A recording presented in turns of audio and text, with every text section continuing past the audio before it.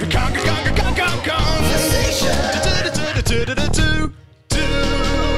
a second. I'm still in Kevin Callahan's house.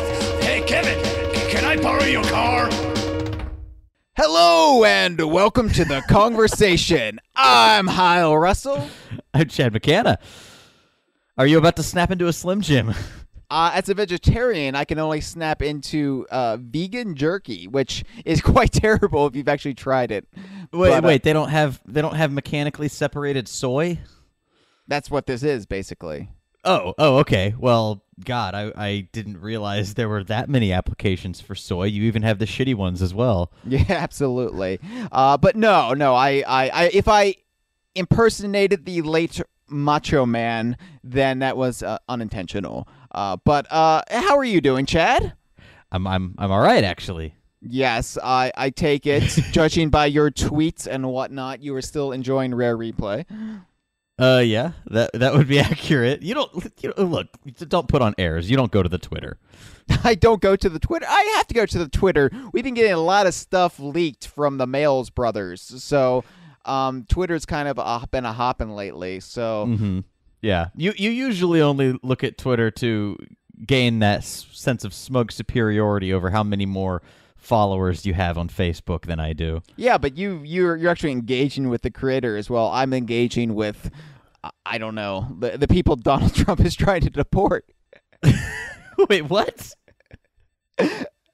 I'm saying, we're like... Oh, yeah, we do have a large... well, I think you can explain the demographics of our Facebook page better than me, but somehow we wound up with a lot of people from the Philippines and from South and Central America. You always say the Philippines, and while we do have Filipinos, it's mostly... Careful, Heil. Don't insult our Filipino fan base. I'm not. I love our Filipino fan base. But no, the Tonganese are going to be furious after this episode if you don't tread carefully. The bulk of our Facebook followers are in Mexico and South America, and actually, come to find out, Donkey Kong is huge down there. Both Donkey Kong and Rare's characters are just enormous down there. Oh yeah, that's right. There's like a cultural affinity for cartoon, like anthropomorphized cartoon animals, isn't there? Yeah, and so it's actually like the place where it is the most popular, and I didn't know that until I took over the Facebook page, and so it's been delightful, and I wish I knew better Spanish because I can only interact with those who speak English as a second language. Yeah, it's. I have to wonder, while I'm sure they're huge fans of these sort of like cartoon animals and their worlds, you do often see like a lot of off-brand like products that come out of South America, Central America, and Mexico, where like they sort of blindly merge the worlds. Like you could see Yogi Bear hanging out with Banjo theoretically, but it's just like it's cartoon animals. It's all good. No, I mean, judging from the comments, they know the material. Like it's not. Oh, really? Okay, so that must be like a manufacturing process thing, like the kind of the off-brand English that you would get from Asia, Japanese shirts and that. Basically, everybody everywhere but the white nations. Am I right, Donald? Wow, I don't even want to follow that up with an impression. That was horrible. The white nations?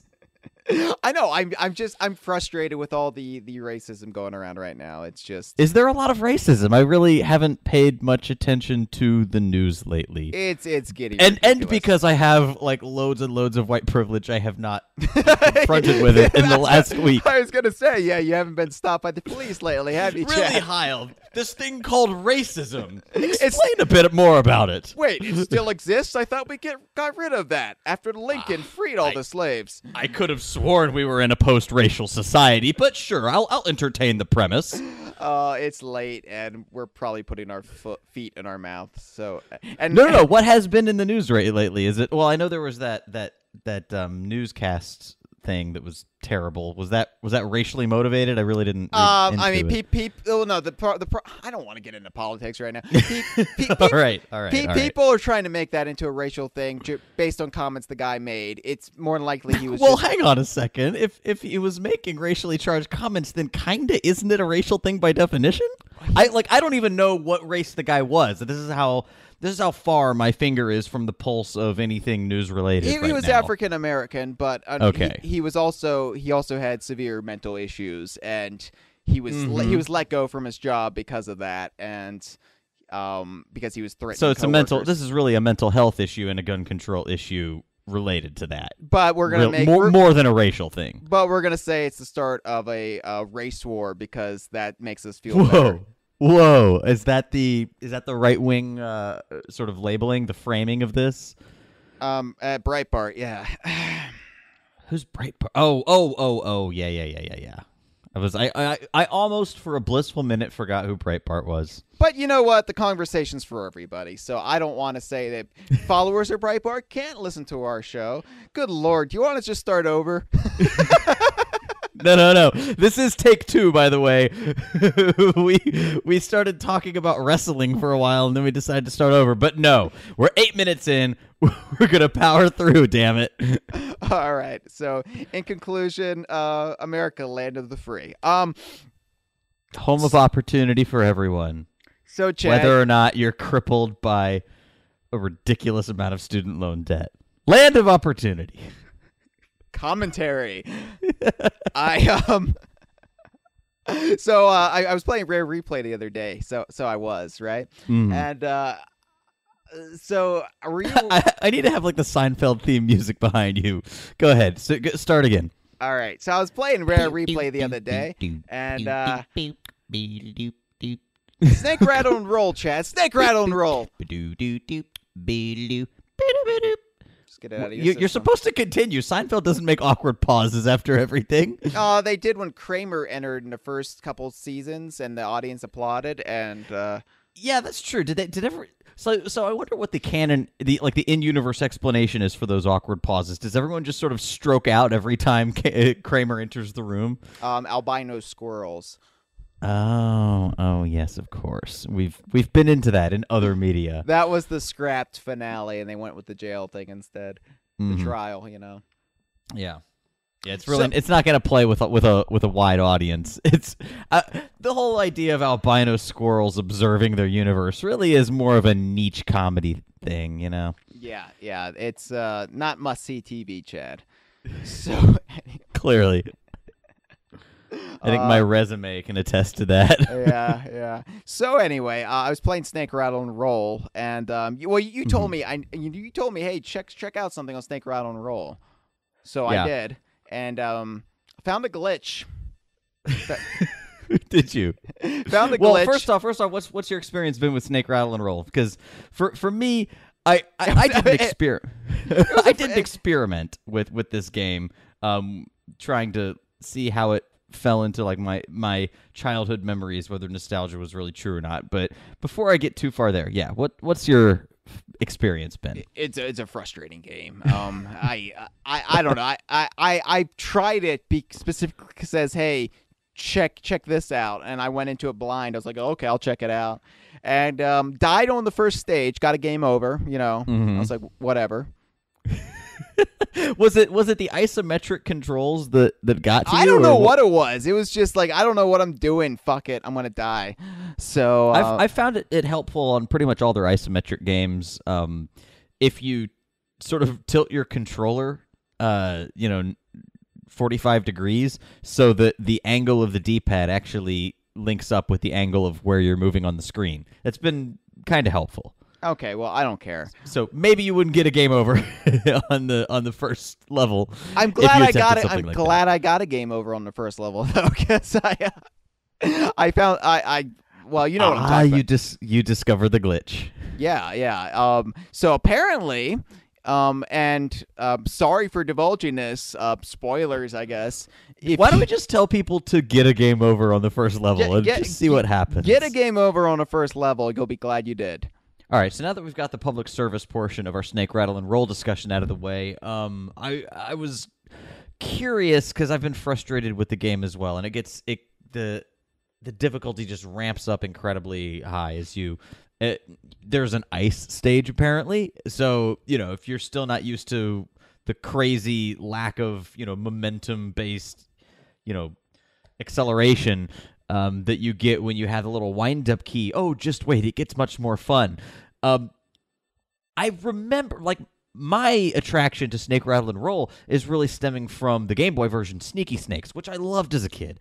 And I was getting worried that maybe it was just as frustrating an experience. I just, had a higher tolerance for that because it was one of, like, 3 games that I owned. I went back and I played Sneaky Snakes, and actually I was pleased to find out that it is an amazing game, and it's like all the really cool mechanics are in Sneaky Snakes, carried over from Snake, Rattle, and Roll, but the fact that due to the hardware it was forced to be a 2D platformer as opposed to an isometric one, I think that takes the frustrating element away. So I highly recommend checking out Sneaky Snakes if you have any way of doing it. It was on the original Game Boy, I think released 91, maybe 92. It was the year after Snake, Rattle, and Roll, but check it out. Have you ever played Sneaky Snakes, Kyle? I have not. It's pretty good. So there you go. I recommend something that's not in Rare Replay during our Rare Replay discussion. Nah, whatever. Are you making any other progress in the game? I finally started playing Conker's Bad Fur Day. And enjoying it. Yeah, I am. It takes a while to wrap your head around the camera controls.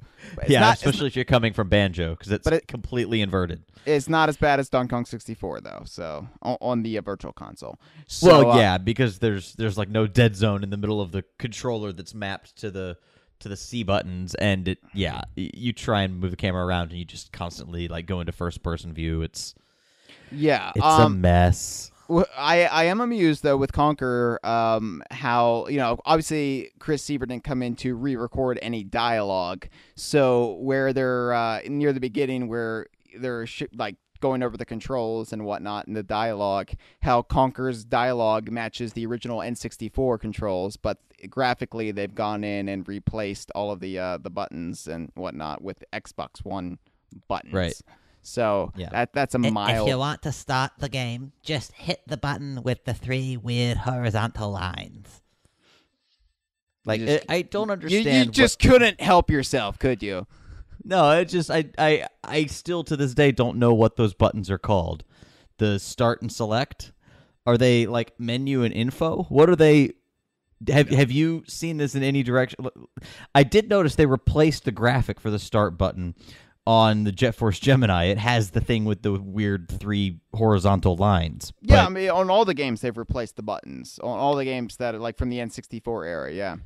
Yeah, I just don't know what those buttons are called. I call them start select. I call them like the document button, and I don't know. It's just like a page of gibberish.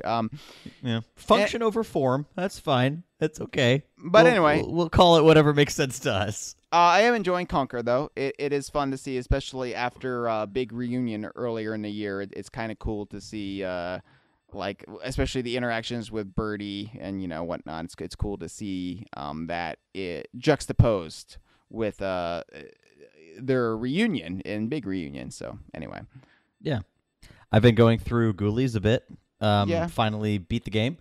And you beat the game. You beat the game. Did you beat Challenge 21? Or I've not yet. No. Actually, at a certain point, Janelle just handed the controller over to me when I think around. She made it pretty far through the game before saying, "Nope." Her hand over the controller thing was always when death would come out, because I think something about like the way the music disappears and those ringing bells that toll for thee, and him doing that, something about that like really speaks to her on like a primal fear level. So she's like, I'm not dealing with this. Well, Chad, we all fear death on a primal level. You clearly have not been listening to the right 70s pop rock. Nothing. Oh, because Hotel California. That's right. Don Henley really told us all how we should react to the Reaper. That's because that's a song about hell, according to a guy. This is the worst podcast we've ever done. The worst podcast ever. Mostly because, Heil, you're just letting shit die. You're supposed to yes end. You're supposed to save my bad jokes. But Chad, would that mean that I myself am the Reaper? I don't know. What are you talking about? If I'm letting things die, then I am death. Okay. Yeah, I've been playing Rare Replay. Been having fun with it. Yeah, good. There's 30 games in it. So, Chad. What? We've got some calls to get to because... Worst fucking podcast. Oh, come on. I'm sure like there's a lot of white supremacist podcasts out there that are much worse. That we've done. Well, you haven't heard our white supremacist podcast. So like, what was I in a fugue state when we recorded it? Yeah. We signed a contract with Aryan Nation, and which is I don't know. Yeah, you're giving up on this premise halfway through. Maybe it shouldn't have been started to begin with. Maybe it shouldn't have. No, this is the problem with improv, baby. Sometimes it's gonna crash and burn. Like sometimes you lay a big turd in Audacity, and you gotta still give it out to the world. That's what just happened right now. What are you gonna do, right? Maybe take some listener calls. We've got 11 of them after all. Yeah, we gotta let the listeners do the work for us when we can't, meet their expectations. We're failing horribly at our obligation to shuck and jive throughout the podcast. Shuck and jive. Now that's racist. You picked that up on a white supremacist. How is shuck and jive racist? That's a racially loaded term, Chad. What? Yes, look it up. No, I'm looking it up right now. You talk about something while I look up the social history of race. Shuck and. What did I even say? Shuck and jive. Shuck and jive. You don't even know the hateful words you speak of. Shucking and jiving is a slang term for the behavior of joking and acting evasively. More generally, the term can also refer to the speech and behavioral mechanisms adopted in the presence of an authoritative figure. I think that's fine. You got to look at the racial subtext, though. All right. Okay, does this Wikipedia article have a origin? Oh, God. Oh, no. Oh, no. I'm so sorry. I'm so sorry. I had no idea. I love that the only times I ever feel vindicated is when utter horror it comes through your voice. Oh, no. Okay, I'm never using that phrase again. Wow. I think this podcast has just been redeemed. I think we're on a roll now. This is magic. Let's take our first call. All right. By the way, 1-281-410-5664. That's where you can send your complaint. That's if you for some reason want to interact with us. That's the way to do it. If you're the NC and what is it? The NAACP. Oh shit.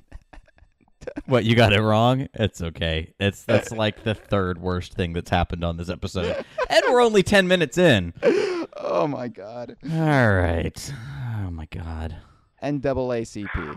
Yes. I have a very special message for the Kongversation, because I heard this was very relevant in what they discussed. Why do you guys even make a fan base about Rare? I mean, everybody knows Rare stopped making good things back in 2000. I mean, I don't know what happened. They were sold by Microsoft. That's what it was. So I looked it up on the Wikipedia right before I made this call, because Microsoft was the whole reason. It wasn't anything else. It wasn't a company shit. This is Microsoft. Okay. Like, after that happened, after they get sold to the Xbox, and you stop making games on the N64, why would you even bother to show up to these conventions and thank these people for all the hard hours of work they put into making these imaginative titles that you guys grew up with and cherished as children and into adulthood? Why would you do that? I mean, remember Live and Reloaded? Live and Reloaded was so bad, they said the words. Well, then, I just want to give you a word of advice. You should not do this anymore. Because what's the point? Did you see John Schroeder's video about nothing? They got sold. They got sold to Microsoft. On an unrelated note, do you think Glover is part of the DKU? Thanks. Have a good day. So, Hal, do you think Glover is part of the DKU? I just want to know if that was Chris or Tim Stamper calling in. What? You got sold! I like to imagine they do a lot of cocaine in their castle. And then they just call into Brandon You realize podcast. these are real people, right? They're not cartoon characters that you could just say have horrible drug problems. Nothing wrong with cocaine. Okay. You hear that, kids? Yeah. Just destroys your nasal cavities over time. Is that all? Just do below responsibly. Oh, it also weakens your heart. You'll probably die much earlier than you would have normally. But hey, live fast, die young. That's my motto. That's the Russell way. Yeah. Glover? What? I haven't thought about Glover in like 15 years. I liked Glover. That was a fun game. I always thought like Glover was just like the hamburger helper mascot. Like Glover never Kind of was. Glover never spoke to me. All right, and that's the problem. Like during this era of like 3D platformers being everywhere, so many of them just sucked. Like the mascot sucked. Like the characters themselves sucked. What, next thing you're gonna tell me you didn't like Gex? Gex, no, not really.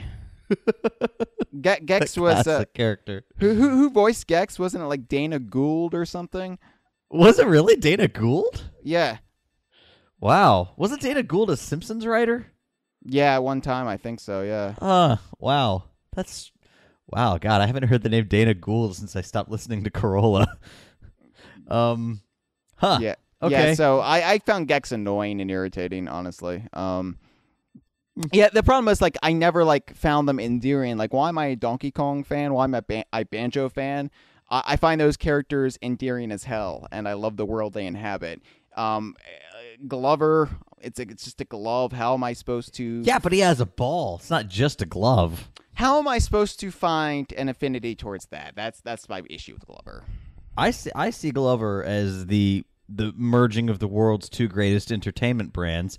Pixar by way of the ball, and as you attested earlier, Hamburger Helper. Mm-hmm. Yeah, I think it's really a heartwarming statement about corporate synergy. Okay, well, But no, to answer your question, unknown caller, be buried at the tomb of the unknown caller. No, Glover is not part of the DKU. No. No. Why would you? Okay, well, obviously that was just a piss take call, unless They it really got was. sold. Unless it really was one of the Stampers, just high on blow. But that was just obviously somebody having some fun with us. So thank you, unknown caller. All right. All right. Hey, you guys, it's me again. Yes. I'm at Speaking Jay. of somebody who needs some cocaine. So recently there's a video on YouTube, called Death Battle, Knuckles versus Donkey Kong. So you might not know, Death Battle is a popular series where they make characters fight and More popular than this kill show, each other, certainly. and it's been kind of controversial in the past, like when Superman beat Goku twice. But anyway, the recent Death Battle, it was Donkey Kong versus Knuckles, and it's kind of a interesting video, especially that you do research for the characters to see who could win the battle, and they use the DKC cartoon as a reference, and well, I'm just curious about what you guys think about that video, and Some YouTube video. what do you think about the Sonic fan base now hating Donkey Kong? Thank you, and they hate us. bye now? again, and just want to say I really love you guys. Aw. Oh, Thanks, Mamechi. Mamechi, I love you too, man. Wow, he wanted us to start talking about fan base race wars, and then capped it off with a nice little love note. Thanks. Breitbart warned us about the race wars. It was right in front of us all along. It starts with Donkey Kong versus Knuckles, and it just explodes from there. Yep. This is ground zero of the impending franchise clusterfuck. Thanks, Obama. Obama just incites tensions between Donkey Kong fans and Sonic fans. Yeah. All right. So. Okay. Yeah. Have you seen this video? No. I mean, I know the video he's referring to. I purposely didn't watch it because I knew I had no interest in watching it. I'm pulling a Steph right now.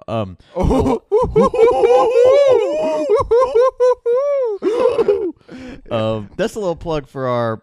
I don't even want our cousin show. I'm not gonna call it. Not even a cousin show. It's not even a cousin show. More like the weird neighbor down the street. Yeah, the Wilson peering over our podcast's picket fence. The weird neighbor who never mows their lawn, and it's just like they have like junk on it. The Kimmy Gibbler to our Tanner household who has a pet ostrich. A horny ostrich who wants to get with John Stamos. The Forum Watch. That's by the way, a strange podcast whose like basically primary subject matter is the DK Vine Forum, hosted by Steph, aka Scrap69. By the way, Fuller House idea. I really want Uncle Jesse to have developed an ostrich fetish in the intervening years, and it wrecked his marriage, and he's now like a zookeeper who or like an overnight zoo security guard. That's it. So he can get a little up close and personal time with the with the wild birds. The wild fowl, yeah. Mm-hmm. Oh, it'll be foul, all right. It sounds like it. So anyway, no, I didn't watch this video because I have no real interest in like death battles or any of this internet malarkey. You realize that I was one of the co-creators of a series of micro videos called Slamfest, right? Yeah, you were a pioneer. But the problem is though that that was like 2005. That was just like the drunken ramblings of Jeremy and Sam of Where's Sam fame. That's when we knew where he was. He was on what was it called? North Texas Television? No. The damn video. It was, Slamfest. Slamfest. That's it. Thank you. Yeah. I was like Death March. What was it called? Sometimes the recording process felt that way. We would bank like 16 of them at a time. Yeah. They were remarkably efficient for basically just two guys doing a monologue on camera. But no, I have no interest in that because also as a huge fan of Donkey Kong, I just assume they're going to get Donkey Kong wrong. So I just don't want to put myself through that annoyance. And by wrong, you mean any reasonable interpretation of the character that is not yours. Anything that incorporates the cartoon, yeah, in my mind, that's wrong.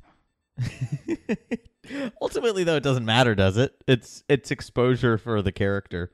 The wrong kind of exposure. I'll put wrong ideas in people's heads. No such thing as bad exposure. Yeah, there is. Yeah, you're right. There is. Like the sort of exposure one might get for using the term shuck and jive on a podcast. Right, yeah. That's terrible. That's bad exposure. You can't walk back from that, no. No, you can't. I didn't know. I honestly didn't know. I know that's not a good excuse, but I seriously didn't know. If it makes you feel any better, I forgot the name of the NAACP, so that's in my defense, it's late and I'm not properly caffeinated, so only partially. Yeah. Anyway, as far as like Donkey Kong and Sonic fans being at odds, well, it'd be silly for Sonic fans to hate Donkey Kong fans based on a video that was not endorsed by either Nintendo nor Sega. Yeah, this is just like some fan site doing a video, right? I mean, it's like I remember like somebody did like one of these videos, Batman versus Darth Vader, and Darth Vader killed Batman, and people were all up in arms about it. And it's like, shut up. Yeah, it's a fan video. Who cares?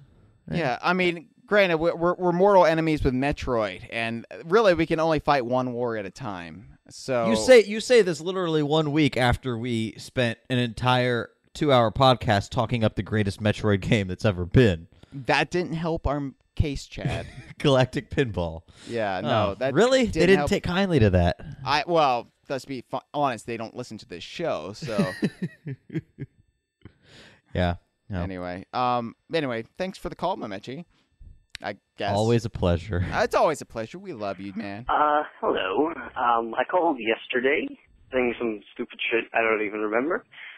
So to compensate, I have an actual question. So, Project Dream, as it was, had a bunch of compositions that Grant Kirkhope did. They're obviously up on his website. Do you think that Robin Beanland will rework them into Sea of Thieves, or just take those compositions and redo them for Sea of Thieves? Or do you think Grant Kirkhope will, even come back, maybe, if he's not too busy? I mean, I would like that. If you would like that, let me know, now. Goodbye, friends. So this was coked up Tim Stamper again, right? Yeah, well, I don't know. This is someone else from the Tomb of the Unknown Caller. But thank you for the call. The voice sounded similar. Okay. Except slightly more coherent this time. Okay, yes. All right, well, thanks for the call at any rate. I don't see either of those scenarios, Robin using the Dream songs, nor Grant coming back, as really reasonable. Mostly because Grant Kirkhope seems like he's keeping very, very busy. And Robin is perfectly capable of rocking the hell out of the score, as we've already heard samples of in the trailer. Yeah, everybody's saying Sea of Thieves is going to be Project Dream reborn, and it's not. I think that's a misnomer. I think you're going to see maybe concepts reused for it, but nothing from the actual gameplay itself is going to be brought back. And certainly not the music. Right? Yeah, I honestly am skeptical that there was much gameplay even there. We've only ever seen a few grainy screenshots of Dream. I doubt it got much further than a very, very basic playable form. I don't even know what the gameplay would be. Well, Chad, Talk Like a Pirate Day is coming up in just a couple weeks. That's true, yeah. It's usually mid-September. When is it this year? September 19th. It's always September 19th. Oh, I didn't know if it was one of those weird things like Thanksgiving where it's the last Thursday on the equinox of an evenly numbered leap year. Or like Easter where it goes by the full moon. Is that why Easter is in different months all the time? Yeah, it's based on the lunar cycle, yeah. Why is that? Why is that? Because Jesus needed the full moon to see his shadow. Jesus is a werewolf. That explains that weird werewolf that was in The Passion of the Christ. Yeah, and the Romans didn't kill him with a silver bullet, so that's why he came back. That's actually a thing. In The Passion of the Christ, there's a werewolf. I thought there was a zombie in Passion of the Christ. There was this... There's zombie children, but then at one point, Satan turns into a werewolf, and he jumps out, and when they're in that garden that's digitally graded blue. Was he having a pina colada down at Trader Vic's? No. He was quite far from London. But his hair was perfect, I'm sure. Right. He was a werewolf after all.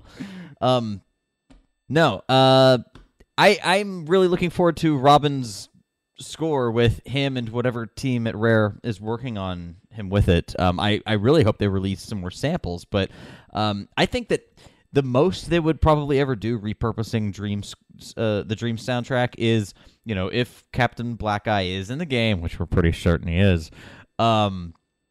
That's, by the way, pure speculation, except for that Twitter picture, but we're pretty sure he is. Wow, it'd be a crazy oversight if he was not, right? It's I think beyond speculation.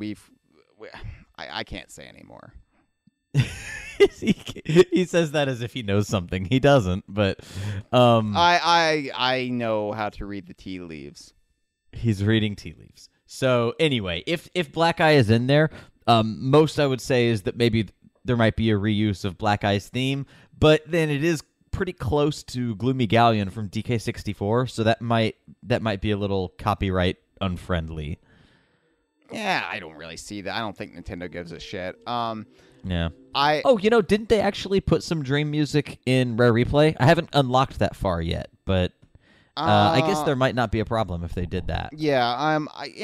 Look, my whole point about bringing up Talk Like a Pirate Day is I'm pretty sure we're gonna have a Sea of Thieves episode 4 Talk Like a Pirate Day.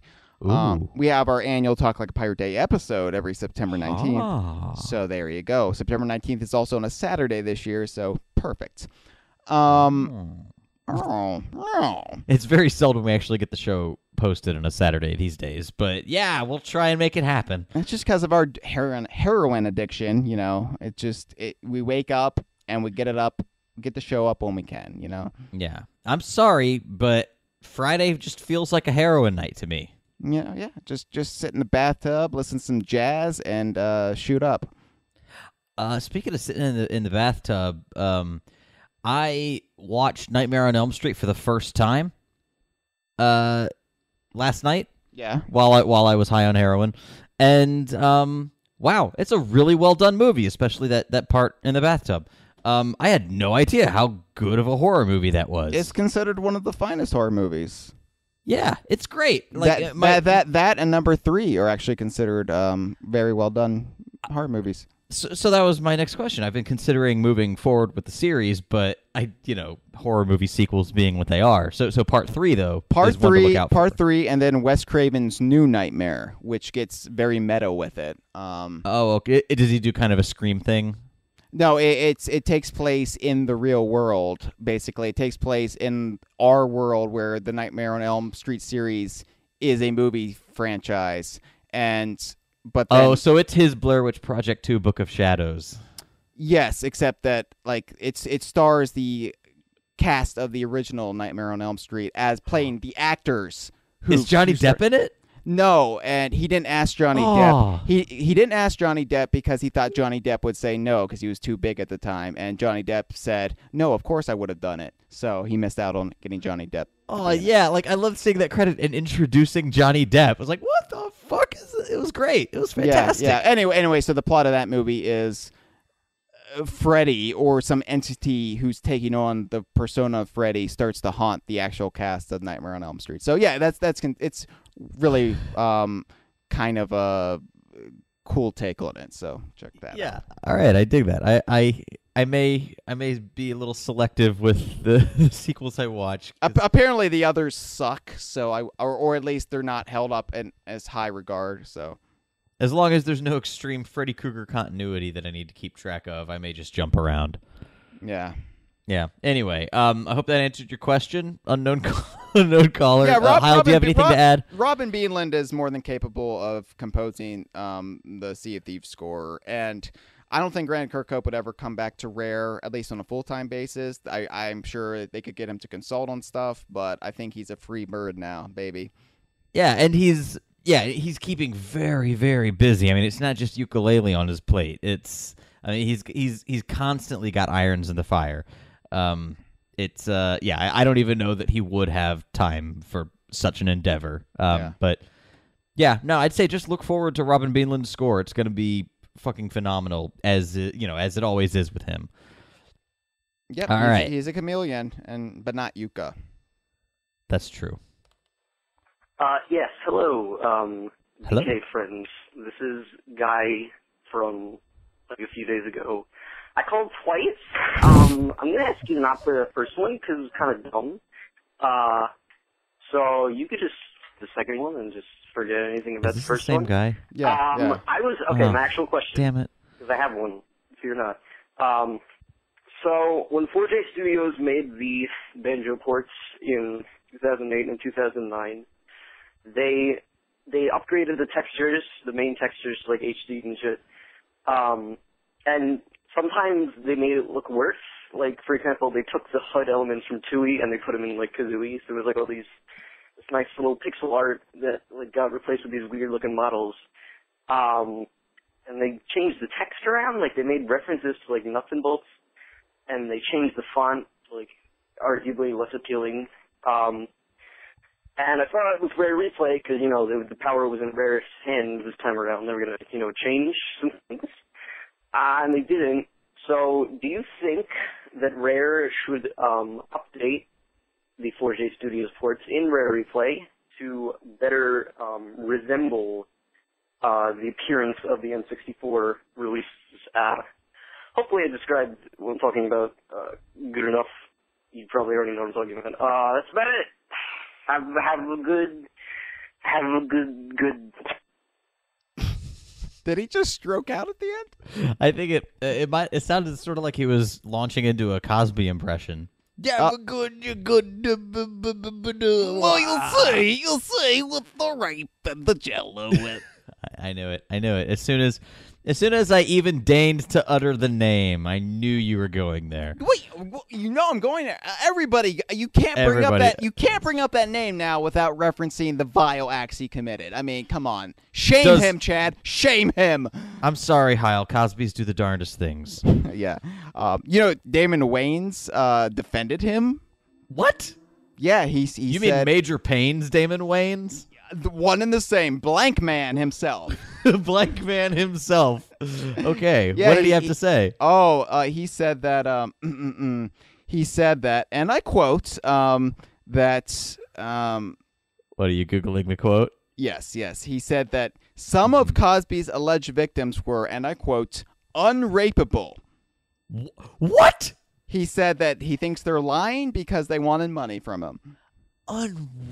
Wow. That's not a real quote. That can't be. Look it up, my friend. I don't look it up while we're recording, but I made you look up Shuck and Jive. you did, and I've learned my lesson. I'm making you look up horrible things that will just ruin your evening. That is horrible. That is like the worst term I have ever heard uttered. For so many reasons. Wow. Okay, Damon Wayans, if that's true, I guess I don't want you as a listener anymore. That's okay. We have the other 28 Wayans brothers. That's right. All right, Marlon, it's just you. Keaton Ivory Wayans is really big on Rare Replay right now. No, to answer your question, is this Steve McCorkle? Because you think it might be? I don't know. It could be a drunk Steve McCorkle. That's my other theory. Every caller we've ever had is a drunk Steve McCorkle. It's like the biggest Rare fans on the planet, Steve McCorkle and Amir. I could just see them doing funny voices and calling us and just like trolling us the whole time. There is no Mamechi. There is only Steve. No, to answer your question, no, I'm fine with the 4J Studios versions. We actually consider them unique versions of Banjo-Kazooie and Banjo-Tooie. And I wouldn't want them to change it because it is what they are, and they're in Rare Replay. And they're upfront about them being the Xbox 360 versions. It's not like they're trying to hide that fact. So, I'm fine with it. Well, it is a bit confusing in the ordering of the games where it's the original release. It says originally released in 1998, but then the others just say released in. So. Oh, does it? Yeah. Oh. Go back and look at it closely. Okay, maybe they're not. They're being. At least they're not hiding it, but they are maybe obscuring it. But yes. Okay, well, that's fair. That's perfectly fair. I wouldn't want them to go back. I am a big fan of the 4J ports, and yeah, they make some very, very minor strange choices. But the original Banjo-Kazooie didn't have pixel art. It was like the talking heads. Those were polygonal art in most cases. It was just very pixelated because it was on the N64. And David Byrne. What? And David Byrne. Talking heads. Oh, yeah, okay. Sorry. I had forgotten I even said that phrase, and you got the joke in there. That's you feel proud? You feel proud of yourself? I'm just glad. Was it worth it? I'm just glad that you let a music reference die on the vine instead of me. So now we're even. All right, fair enough. We've made the episode doubly bad, but at least we feel like we're even. At least we're both parts to blame now. It's great. Yeah. It's fantastic. I can sleep tonight It's like now. the tagline for Alien versus Predator. Like, when Chad and Heil's comedic sensibilities battle, we all lose. Including both of those franchises lost there. Yeah. Then they went on to make Predators and Prometheus. Prometheus. Does Prometheus really count as part of the Alien franchise? It's a prequel, right? I guess. Yeah. See, this was a perfect opportunity to do like a creatively bankrupt soft reboot, like the one time you might want it to happen. But at least we got the new Alien movie coming that soft reboots the franchise and kind of ignores Alien 3. And Wait, what? Yeah, there's a new Alien in production. Oh God, are they gonna have Khaleesi play Ripley? No, Sigourney Weaver's coming back. What? Yeah.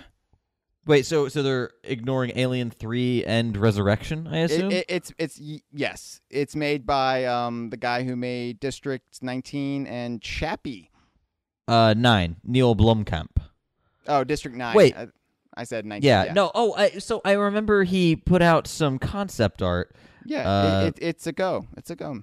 Oh, okay. Wow. Well, I hope it reaches the dizzying heights of Elysium. Oh yeah, Elysium. That was a movie that happened. Yeah, Matt Damon in a robot suit. So, next caller. Wait. Did we answer that question? I don't know. Do you want Rare to go back and update the 4J port? Yeah. No. I what I'm saying is I like the 4J ports. The references to nuts and bolts you can even interpret as log shenanigans if you must. No, but aren't those usually within the context of the ice key and eggs that we never even got to access? So how are we supposed to know what the original dialogue even was unless you did your Game Shark?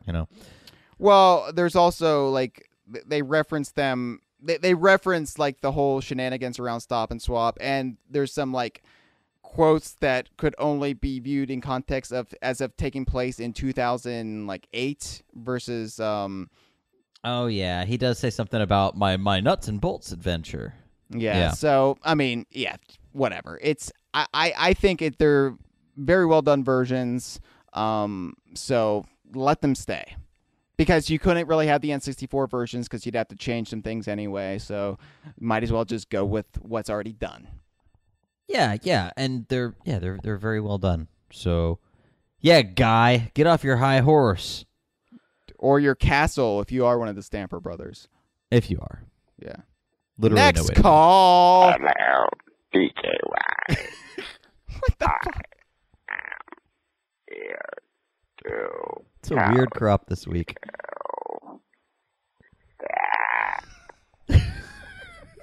What? Ukulele. Caught that. Is Gonna be exciting. Gonna be exciting. If you could hire any DKU related composer for They ran out of steam. I DKU composer to I think he wants the phone home. Yeah. soundtrack to your life. Oh, what it is. Without that.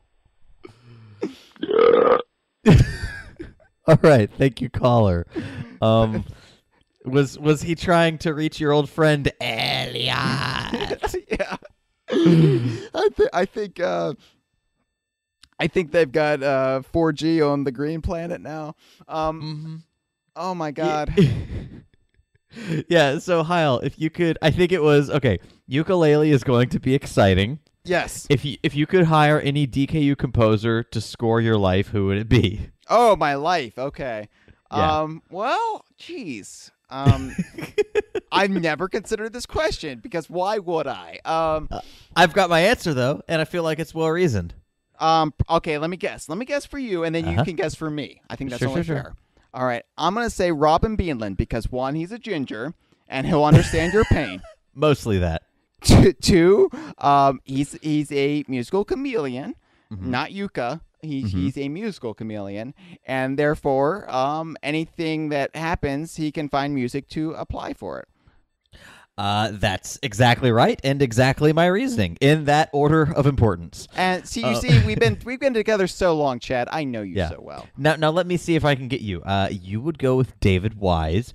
because he is, on top of being a fantastic composer who really gets atmosphere, who really understands how to set the stage for a natural setting, and you're an outdoorsman, he is also steeped in classic rock references and Vangelis Antarctica documentary scores, apparently, that I think would really bode well with your musical predilections. I like your answer, and I would say that would normally apply for me. Oh no, I got it wrong. Who is it? I was going to go with Graham Norgate because I like the Big Ape City music. But you, this is like my answer for which Brothers Bear is best because he has a bow tie that spins. Like that doesn't. Okay, really, you go Big Ape City over Kremlantis? And then you see the balloons that you hop on, they like inflate and deflate. I think you were just doing the Green Acres theme. Well, Green Acres was a great show. Yeah, it was. It was underrated, Television classic, really. Yeah. Yeah. Zsa Zsa Gabor is a national treasure to whatever nation she's from. I honestly don't know. That was her in that show, right? Yeah. Oh, it was one of the Gabors. One of the Gabors. And then, of course, Green Acres was also part of the larger Hooterville universe.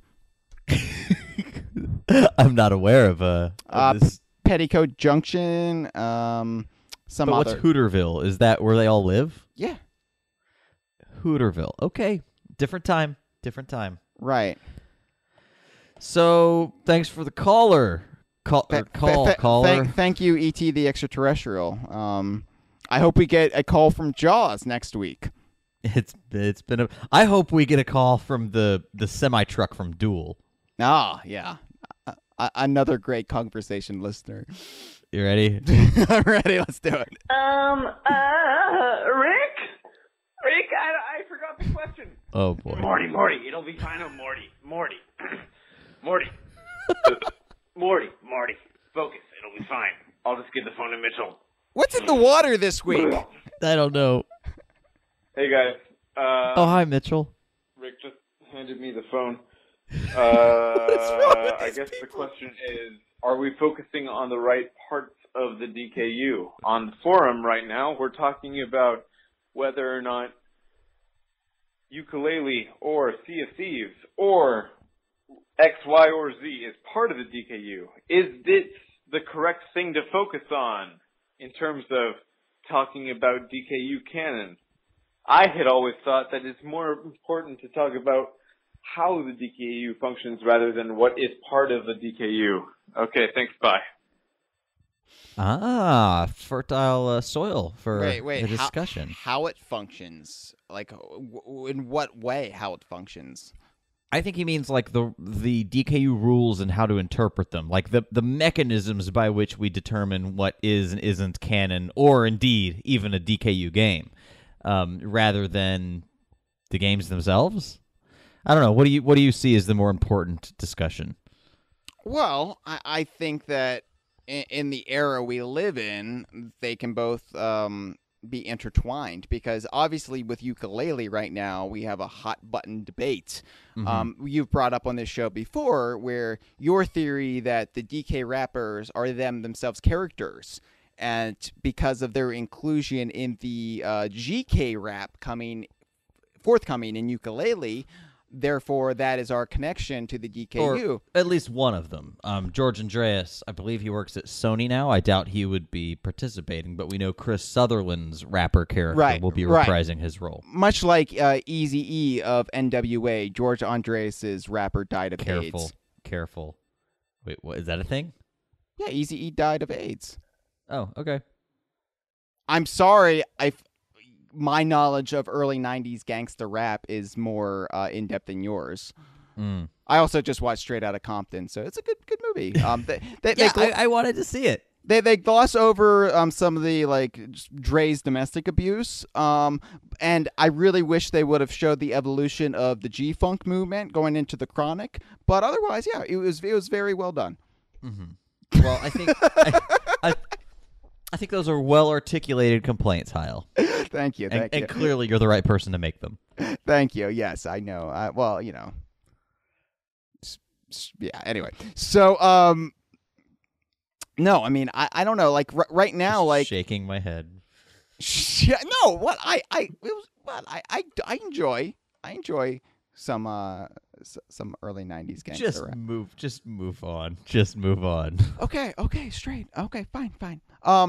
So yeah, right now, like, there's a lot of blurred lines as far as what can make a game DKU going off the criteria of so I think they're not mutually exclusive. Am I wrong? Yeah. No, I'm honestly, to be honest, the whole ukulele discussion on the forum sort of bored me of this whole conversation. Oh, really? But you know, I essentially agree with you, right? I just want to wait and see how the rap is presented before making it. No, when I say it bored me, I mean I'm more or less apathetic toward the whole thing now, which I know it doesn't. I know, Mitchell, you called with the hope of sparking a conversation, but I really just, at this point, I just kind of want to make funny things. I'm sure my passion for the intricacies of DKU legalese will come back, as it always does. These things are cyclical when you burn out on anything, but at this point, I'm burned out on this subject matter. I don't care. Okay, whatever. Well, man, it's a good thing you weren't really around on the site during the great Viva Pinata Wars, because... Oh, you mean the Aussie Ben universe? Yeah, when Aussie Ben went mad with power and started declared Viva Pinata DKU before we had any inclination of whether it actually was or not. Yes. Well, history played him out, didn't it? Yeah, but not for the reasons he argued. That's the thing. Yeah, I think he might have just had the intuition all along. Oh, yeah.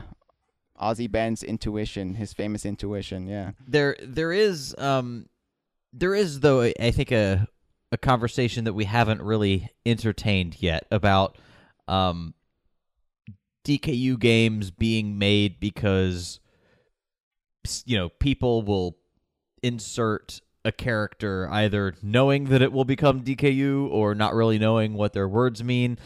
There was the recent example of Bovina coming up in Nosy Crow's Jack and the Beanstalk, like a children's storybook app, because he said Bovina was a cow that's actually named Daisy in the game, he being Ed Bryan, one of the creators of presumably Bovina. He was certainly on the art team for that game. I don't know if that was one of his characters, but we would usually grant him Word of God status in such a case, but I think in that case there's a clear contradiction that it's even has a different name inside the game, but it does bring up a question, like, can flippant statements be made or even solicited that would make a game DKU? I think, and that's where you really have to study the case. Like, it's not like, I don't even want to say it's a case-by-case basis, because as far as, like, the Jack and the Beanstalk game goes, at the end of the day, Rare and Microsoft still own the concept of Bovina.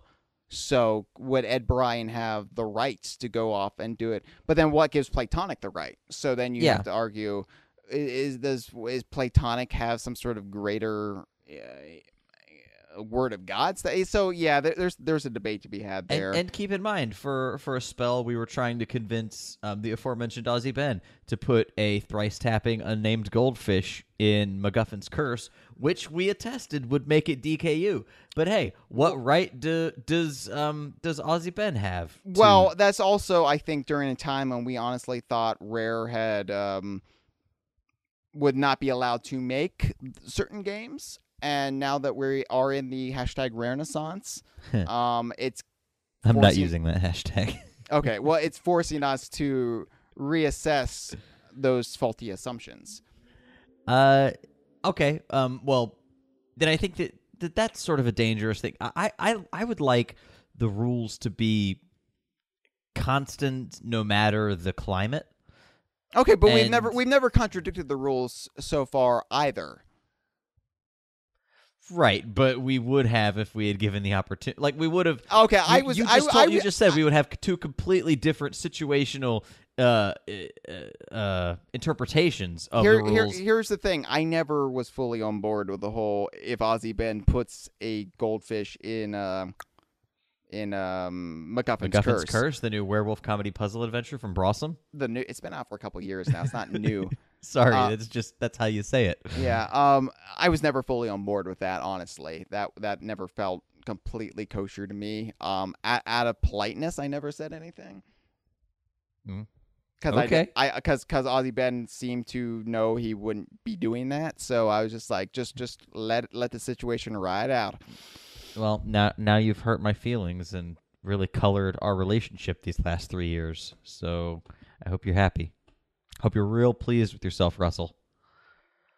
Yeah, I think I'm pleased with myself. Okay, let's take another caller. Okay. Shut up, Mitchell.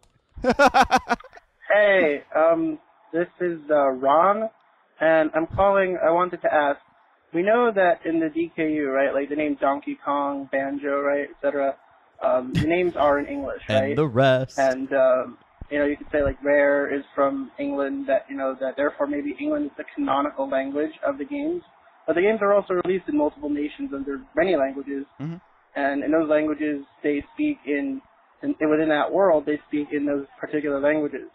So my question is, are those like separate instances, and like canonically they're speaking, let's say, I don't know, Japanese or whatever, or is it just because it comes from Rare, and their names are English? English is just everything else is disregarded. That's basically my question. Okay, thanks. Bye. Ooh, really fast at the end there. This is a great question. This is my territory here. All right. No, basically the way I view canon and continuity and things like localization is that each region has their own personal canon and continuity. So from our No, it's true. From our view, he's laughing. I don't know why he's laughing. I didn't realize that you would. Okay, I have an answer as well, but it's very different. I just never in a million years expected you would say every localization effort is its own pocket universe for the. I'm sorry. Go ahead. Yeah, no. Go ahead. Mean, from our vantage point, we live in the United States, right? We both live in the United States. So yeah. So from in our canon, yeah, they all speak English, a very Americanized English even. They and games like Donkey Konga 3 never happened to us. Like that didn't happen to our version of Donkey and Diddy and whatnot. Over in Japan, it did, and they speak Japanese. They speak fluent Japanese. So if you moved to Japan, all of a sudden those events would exist for you? No, I would still follow the Western canon. Why though? Why? You're in a new region. I don't speak It's not Japanese. applicable. I don't speak Japanese. Let's say you move to England. Does your canon all of a sudden change? Does the Virtual Boy no longer exist if the rumors are true of it not having been released in the UK? Because of where I'm from, because of where I spent my formative years and, the bulk of my life, I would still more likely follow the American canon. Okay, so this is like Rick and Morty universe hopping. From Mitchell's call out of the Cronenberg universe. So basically, you're looking at it way too much. What I'm saying is no. I don't think I am. I think what you're saying is that if you moved from America to England, your America would be the Cronenberg version of that, but you would still have the memories of it while moving forward in a completely new reality. No, what I'm saying is, I'm not saying like in the Donkey Kong universe, there's multiple universes where in one universe Donkey and Diddy speak Japanese. I'm not saying that. I'm saying that in your own personal canon, it is whatever it is. So if you speak Japanese and these characters speak Japanese, this goes for any fiction. Like, okay, let's say Star Wars, they translate it in Japan. That's so yeah. Han Solo speaks fluent Japanese in Japan, right? And that's the way they view it because of course they do. Okay. Here's my answer. Little different than yours. I would say that. So we know that games are to a certain extent. Okay. Let me just add this. It's like the character of you. The character of you is different for each individual person because you create your own avatar, and your own avatar is the one who has these adventures and competes in these things, and that's going to be different goes on and becomes a television star as a contestant on It's Mr. Pants. Right, and that's going to be different from you for your weird neighbor down the street who never mows their lawn. It's going to be different. Personal canon. It's not the same as alternate universes. It's just a matter of any fiction. I don't know. I think an argument could be made that personal canon and alternate universes are synonymous. Only if it's acknowledged as such in universe. Well, my whole thing would be speaking of in-universe acknowledgments. We know that say what you will, interpret log how you will, but we know that there are games that these characters are aware that they exist in them to a large extent, and the fact that this is a continuous universe means that if that's true, then it's true for all of them. We know that there's a deity named the programmer. We know that there's one named the designer that was mentioned, that we haven't met, but was mentioned in Live and Reloaded. So I would say that these games that we love are tellings of these events. And they are told in different languages, which does not suggest that the characters are learning different languages. It's just if you're going to tell a story, you typically tell it in your native language so it can be understood by the people around you. I think that's how I would interpret the differences in localization efforts. It's just these events being told to a different audience, which can sometimes introduce slight variations in the foundational story. Okay, I don't necessarily agree with that, but if that's your personal reading of it, that's your personal canon. That's what helps me sleep at night.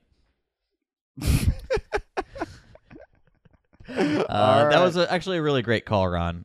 Thank you for the question. Yeah. Call back soon. Love you. Bye. Hello, it's me again. Wait, no. It's very It's not Donald him. Trump.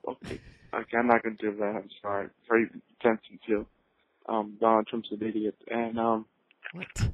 nobody likes him. But anyway, I do have something serious to tell you guys. Oh, good. This is just my plea to you guys. My plea, Mamechi.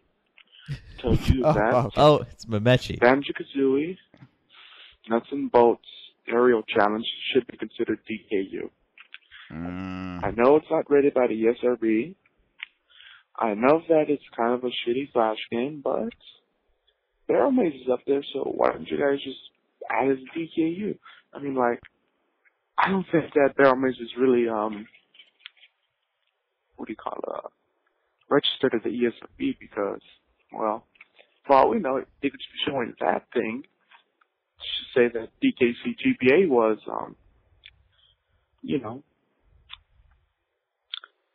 rated. What? Just like, on the Banjo-Kazooie Nuts and Bolts Aerial Challenge page, it shows the rated by the ESRB thing down there for, Nuts and Bolts. So, I'm just saying, please put Aerial Challenge on the official DKU. He's clearly a fan. List. And, just saying it off, who would you vote for? In the upcoming election. I know it has nothing to do with DKU, but I'm just curious. Who are we gonna vote for? Wow. Thanks. I'm not gonna thank you, Mamechi. Come on. No, I don't know. Is this a real call? Can you tell? Is he just fucking with us? The lines are starting to be blurred. I don't understand. You know what he's referring to, right? What Well, yeah. This Flash game that was the like a Lunchables the Lunchables promotion. thing, which I am assuming now that Mamechi works for Lunchables because he seems like he's a huge fan of this game, and I use game loosely. Now, I know that his call was perfectly audible and coherent, but Heil, can you bring the audience up to speed in the off chance they didn't quite understand what in he the was off dropping? chance that they haven't been on the DK Vine forum and seen this thread that has 12 replies. Clearly it's a hoppin'. Very popular subject matter. Okay, so basically, if to explain it to the layman who's listening to the first time, and if this is your first episode, oh my god, I'm sorry. Go back and listen. Sorry. Go back and listen to the Virtual Boy episode. Okay, so 2003, Donkey Kong Country Game Boy Advance is released. and surprisingly, for a game that was developed by a studio that it was no longer partially owned by them, Nintendo sure did promote the game pretty hard. And one of the things they did was they licensed a Shockwave game. Remember Shockwave? Yeah, I think Shockwave was an offshoot of Flash. I think it was a container that would play Flash. Yeah. Anyway, so they issued this Shockwave. There used to be a website called CandyStand.com. And you have to say it like that, CandyStand.com. My former employer purchased CandyStand.com. Oh, really? Did you ask about Donkey Kong Country Barrel Maze by chance? No, I was off in the corner making internal APIs to be consumed by other registration services. You're a terrible Donkey Kong fan because you could have gotten to the bottom of this. Yeah. So anyway, Donkey Kong Country Barrel Maze was a game that Nintendo licensed or had commissioned to be created. I don't really know who developed the damn thing. But it was on Candy Stand to promote Donkey Kong Country for the Game Boy Advance. And this is something companies did at this time because Candy Stand was this huge thing. This was before like Facebook games became a thing. This was before like mobile apps. This was kind of like the where kids would go to play free cheap games. Kids would go. This was in a pre-Farmville world. Yeah, right. So anyway, so Candy Stand had Donkey Kong Country Barrel Maze. And Donkey Kong Country Barrel Maze was a game, I believe it had 9 levels, maybe 10, where you you control a remote-controlled barrel that goes around basically the Congo jungle, and that it's constructed of blocks.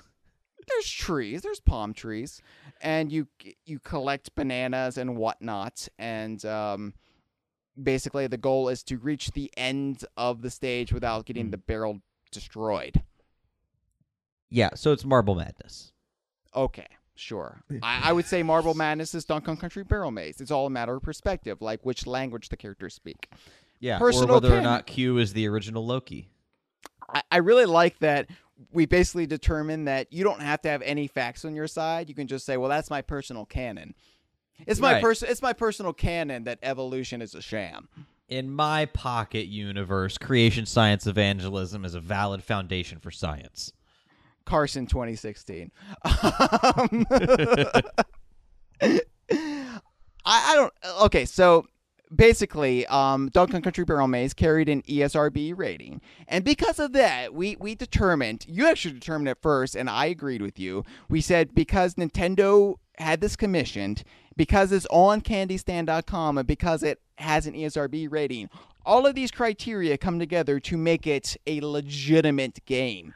Versus, now, I'll walk one of those things back. I actually sort of agree with Mamechi. I don't think it's ESRB related, much in the way that this Banjo Nuts and Bolts Lunchables game is probably only reflecting the ESRB rating of its parent game. So really, you agree on this contentious matter? I don't think it's ESRB rated. I think that what we interpreted as that was just the rating for DKC GBA.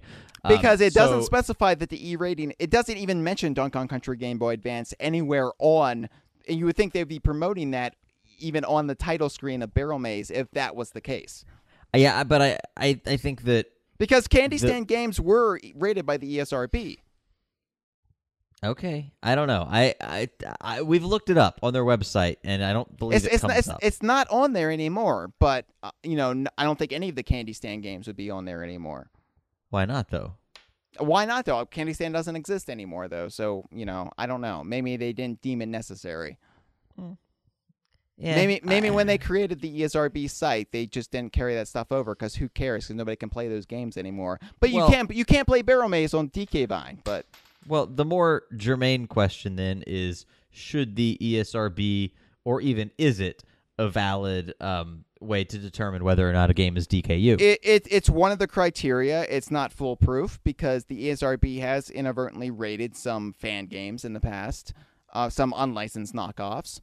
But it's a barometer that you can use among other criteria, and the criteria here is Nintendo clearly there's actual effort put into Barrel Maze. It's a real game. Where you look at something like Banjo-Kazooie, Lunchables, Nuts and Bolts, Flyer, Bonanza, whatever the fuck it is. Did you play it? I've looked at it. You didn't play it? Look, I heard this call was coming in, and I took 2.5 minutes to play it before the show. I mean, it's a game. You can't say it's not a game. And I wonder you have access we're to the getting calls. into dangerous territory if you're starting to define what is and is not a game. Chad, you have access to the calls. I don't, so I didn't have time to play this. No. But you're obviously familiar with the forum thread. You've had ample time to say, I guess I'm curious what the hell they're talking about. Like, I'm just curious, like, how can you say that this is not a game, whereas something like Barrel Maze is? Like, really, who are we to determine what that means? Fair enough. I'm playing it right now, by the way. How high can you go, it says. Well, let me start building, okay? All right. Just wait till you get outside the house and there are kites.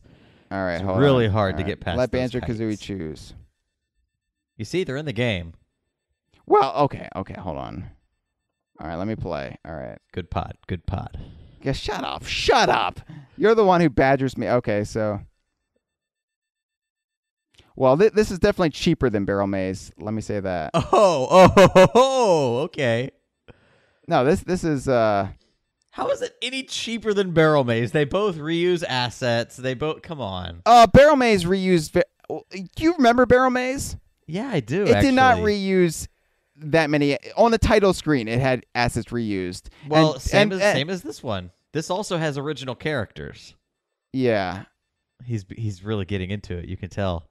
Listen to the silence. It's pure concentration. Did you let Banjo and Kazooie pick your vehicle for you? Yeah, I did. Yeah. They didn't say great job. Oh, so how high did you get? I got 117 on my first. Well, I'm doing a try. podcast, so I got 55 because I'm. Oh, boo! I am holding a microphone with my one hand, so. Oh, so then you weren't able to use the shield. Yeah. See, this game has a shield. Real games have shields. Yeah. So no, how could you decide? Because I think we need to have a longer conversation at some point about, what does count. I'm gonna spend more time with it. We'll see, but we'll see. Okay. I think it's worrisome potentially that you were so dismissive of it, but yet for Barrel Maze, it gets a pass. I worry about the inconsistency. Okay, fair enough. I'll cop to that. I will. All right. I will spend more time with this. I'm glad that we can still have access to it. We need to archive this. We need to get this on DK. It's been archived. It's on wayback.org. I know, but if that goes, then we don't have access to it. Barrel Maze, we're the only place you can play Barrel Maze anymore. Yeah, I suppose that's true. You have to download a zip file and have a browser that still supports Flash. Yeah, but which those are going to be going away soon. Yeah, but at the very least, never update Chrome. Anyway, we'll discuss this. We'll discuss. This is going to be something we'll have the inner circle. We'll have to have a discussion about this because all right. This is a debate, and we need to determine what actually makes a real game or not. Okay. All right. Fair enough. Well, Momechi, congratulations. You have shaken Heil to his core. I will say that I'm not sure about the ESRB rating thing, though. I think it actually is rated by the ESRB because it does not reference DKC, GBA anywhere. Anywhere. There's literally no way to know, but he's pretty certain. It's my gut, man. Gotta listen to my gut. In my personal canon, the ESRB rated that. All right.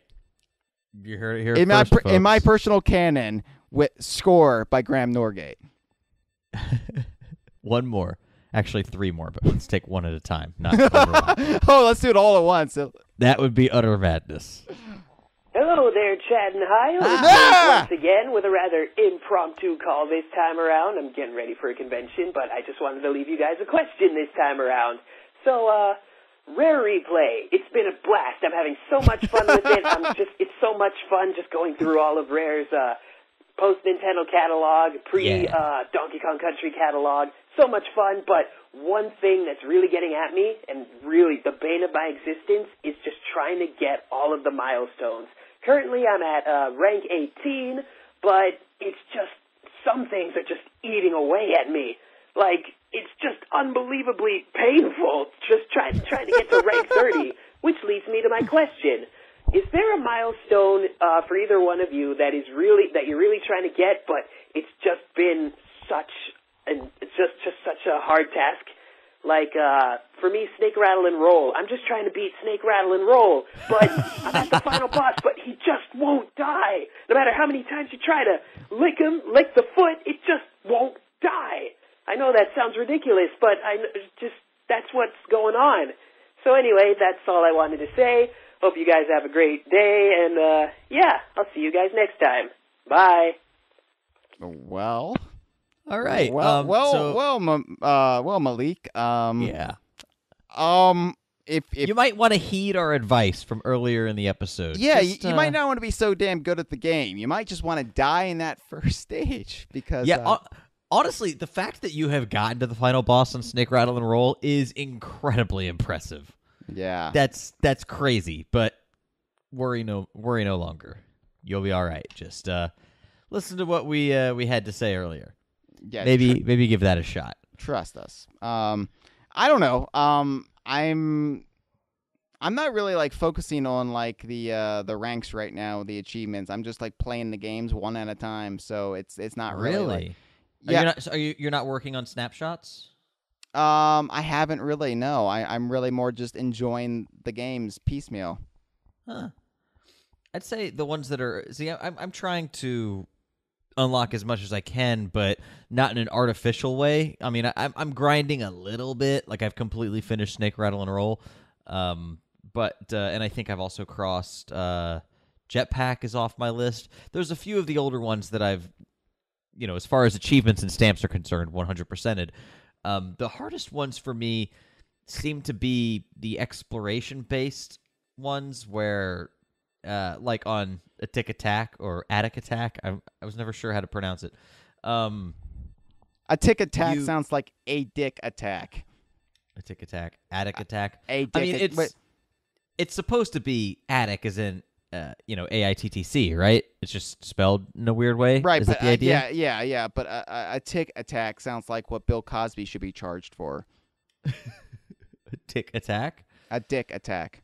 Oh, a dick attack. Okay. Ew. What's the Jello? So those ones, like where you have the ACG key and you need to escape. I haven't really figured out how to escape in the main game, so those are I just wind up wandering around and dying, failing the achievement.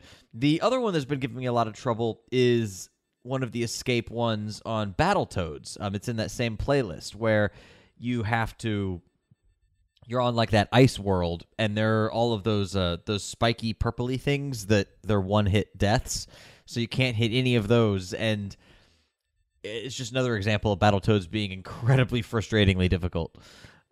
So yeah, those I'd say are the ones giving me the most trouble. Yeah. But Hyle, you haven't really delved too much into them yet to have a notorious one? No, because I realized my problem with Rare Replay was I was trying to do too much at once, and I just want to just savor more than jump around. So. Okay. Yeah. So you're really taking it one game at a time then, huh? I've started to, yeah. Wow. What one game are you on at the moment? I told you, Bad Fur Day. Oh, okay. So that's the one. So you've moved on from RC Pro-Am? I mean, I played that a great deal, but yeah, I'm not playing RC Pro-Am right now. Okay. Yeah, I find myself sort of treating the latter games, because they are a bit meatier, as like the main course, but like when I play, I always spend a bit of time with the appetizers, which sounds like kind of a shitty reductive way to put it for, fully fledged games of their own right, but I sort of think that, I want to spend maybe 5-10 minutes with one of the older titles on Spectrum or NES even, and then I'll spend an hour or so with Jet Force Gemini, that sort of thing. As a vegetarian, at most restaurants, I can only eat the appetizers. Oh, you aren't concerned about cross contamination with like the oil that appetizers are fried in? Well, it depends what the appetizer is, and it Oh, depends what the restaurant is. Some restaurants will not fry them with the same. Like, it has to be a vegetarian friendly restaurant, so like a lot of restaurants are out then. But yeah, so woe is me and my lifestyle choices. Mm-hmm. Yeah, you have to get by on a 1 pound bucket of edamame. No, I'll just usually eat croutons from the salad bar. Are you getting upset that I was reductive about vegetarianism, or? Oh, I've long accepted that. That's been the entire course of our friendship. What? I'm very supportive of your eating habits. Come on now. Not of my semen eating. I gave you a cookbook and everything, and you threw it out. Next caller. All right, guys, it's Faye. As you might know, I've been playing through Jet Force Gemini recently on Rare Replay. The first time I've properly ever played it through, all the way through to the end. What I noticed, what was quite interesting, was when the game opens up and you can play as all three characters in any level. Now, despite the stages themselves being kind of annoying, that you have to collect every single tribal, and you can accidentally kill them, or the enemies can accidentally kill them. I didn't actually get too annoyed by this, because you can actually play as either Juno, Vela, or Lupus, and there's no sort of restrictions, like, compared to Donkey Kong 64, where Donkey, Diddy, the whole gang, like, they've all got their own set of collectibles. I think what's beautiful about Jet Force is how you can approach any level in any way, and the only restrictions are based on certain things that the characters can do. So if there's a large gap, you have to be Lupus to hover over the gap. Now, I just thought it was interesting how you've done a JFG and DK64 Spotlight this year, but you never actually made this connection, because I remember you saying that with DK64, there shouldn't have really been any restrictions on collection other than the character's natural abilities. So I suppose what I'm asking is, do you think the Jet Force Gemini way of doing things should have been adopted for DK64? Okay, thanks a lot. Bye-bye. Interesting point. Well, Chad, I'll let you take point on this, since you are the Jet Force Gemini expert in the house. Yeah, and one thing that we didn't really mention that I've sort of fallen back in love with replaying Jet Force Gemini, we didn't mention it in our Spotlight episode with Alistair, was the NPCs are fucking hilarious. Heil, when you do get to Jet Force Gemini, make sure you spend some really good time with the dialogue. There are these... There are more NPCs than I remember there being in the game, and they're all just fucking hilarious. That is an incredibly well-written game. Every bit of dialogue, character interaction just crackles. Like there's a mining operation where there's this one guy, Fishface, who's like extremely right-wing and has these like horrible socioeconomic mining practices where he subjugates the tribals, and I mean it's really solid stuff. But I would actually say, if DK64 just had, like, yellow bananas, like 500 yellow bananas, a whole bunch of yellow banana coins, if they didn't separate the collectibles by the Kongs, I think that would have been a massive improvement to the way that the game is played. Yeah. Also, I think it would have introduced a lot more clever puzzle solving. You would have had to think a lot more. If you see an out of reach banana, if it's green, you know that obviously Chunky's going to have to be the one to go get it. So then you can reverse engineer the steps to get to it, through the prism of playing as Chunky. But if you just well, see well, a this lot of banana, a lot of times that game was just there's the outline of green bananas here. I know I have to go back with Chunky, but they're just laying on the ground. There's nothing clever about it. You just have to backtrack and get Chunky eventually. right? Well, that's another problem, and that's more to do with the fundamental design of the game. But I don't want to badmouth Donkey Kong 64 though, because you've seen our YouTube downvotes for the Spotlight episodes for Donkey Kong 64, right? oh no, are people none too pleased with that? Oh, people are pissed. Really? Well, are they at Yeah. least engaging in the comments? Yeah, telling us how wrong we are. Oh yeah, we're probably pretty wrong. I mean, that's the thing. Like, we're anti-cartoon and we're anti-64 at this point. I mean, vaguely anti-64. We have our issues with it. I still like bits of it. A lot of the bits. I really dislike labeling any opinion as being anti this thing. It's like, yeah, there are some really fantastic elements of DK64. I'd say a third of the animation is great. A third of it seems kind of slapped together. All the music is pretty solid, but as a whole, I feel like it's lacking. That doesn't make me anti DK64. Okay, as far as internet parlance goes, you're anti. Okay. And unfortunately, it seems to be a lot of like the love for Donkey Kong on the internet these days is because of the cartoon and because of Donkey Kong 64. So we're kind of men out of our time here. I guess so. Yeah, we always do seem to be, don't we? Yeah, even back in 1999. Yeah. So, all right. No, I would have. I think that it would be an improvement. The way that Jet Force does it, you're exactly right. It's a lot of fun and very rewarding to be able to go back to Sekhmet as Juno and get to do something completely differently as you would with Lupus, but still have kind of the relative freedom to get more or less the same set of tribals as you would with the other one. Sometimes there are a few that are frustratingly gated off that require only a specific character to get, but more often than not, like once you get the jetpacks, you can sort of have a lot of fun with it and just approach it in whatever way you will. That same sort of idea in DK64, I think, would have been a lot of fun, and it would have made you think a lot more about how to get some of the stranger placed bananas. Which character would be the best one to apply in this circumstance, which is something that was more or less spoon-fed to you in the game by virtue of the color of the banana. So it was just then a matter of trudging along and getting that character and then going back and doing it, and it became more of an assignment and a chore rather than exploration and discovery. Right. Plus, I think my problem is I just don't see the color of the banana. It's post-racial society and all.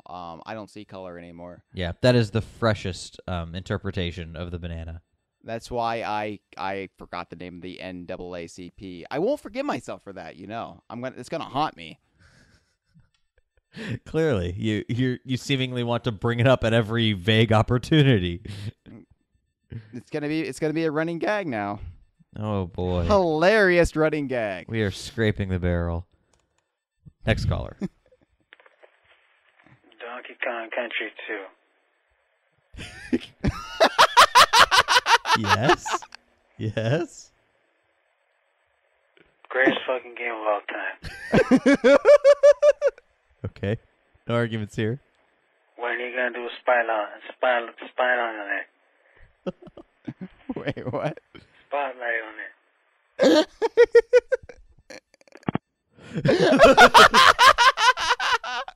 Well, that's the final call. That was the best call. That was the best call. That was like the best call we've ever gotten, and I'm including Chris Alcott calling it. Like that. Yeah. That was like top of the pops. Efficient, to the point. Got in, got out. We know what he wanted. Mildly inebriated. Didn't have to hear about Disneyland. Wow. Okay. Thanks. Another Tomb of the Unknown Caller rising from the dead, but that's man. Well, you're in luck because we are approaching the 20th anniversary of Donkey Kong Country 2. This December, early December, and you know what? I think we would be remiss if we didn't do a spotlight episode on it at that point in time. Would you agree with my statement, Chad? I would not want to be remiss. I'll just say that. Yes. So, that's something to look forward to later this season. Assuming you sober up in time. Yeah, that was. I really feel like we may be doing ourselves a disservice by not pre-screening these calls. No, man. I like it. It's fresh. It's spontaneous. We don't want to have our hands held. We don't. This is raw, man. This is uncut. This is the streets. Yeah, and I think the results speak for themselves. This has been a File 2 production. Que rico.